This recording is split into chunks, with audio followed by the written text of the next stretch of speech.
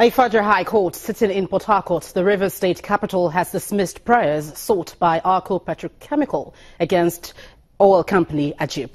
It's a matter bordering on the award of maintenance contracts for gas turbines in Ebocha in Rivers State and Kwale in Delta State belonging to Agip.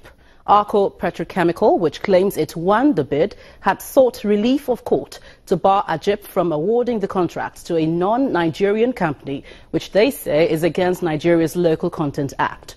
Justice Abdullahi Liman ruled that by virtue of Section 32 of the Nigerian Oil and Gas Act 2010, the plaintiff failed to prove that it is the only indigenous company that submitted a bid for the contract, while counsels to both parties respond to the judgment.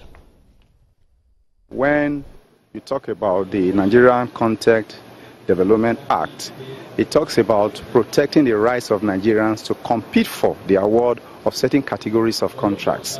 And in this case, we're able to demonstrate to the court that all the companies that went through the bidding process were Nigerian companies, and they were so certified by the Nigerian Content Development Board to be Nigerian companies.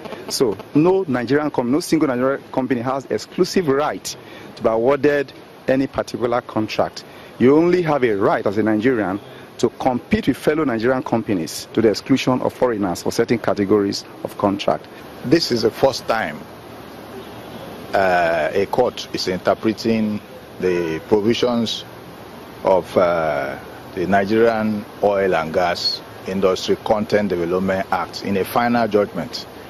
And being a test case, it's a test case. This is a test case brought by Acro. Being a test case where there are no pronouncements by the superior courts, I mean the appellate courts, to guide the trial court, there may be a high possibility of error. And it is apparent in the judgment, if you listen to it, that we feel that the judgment is completely wrong.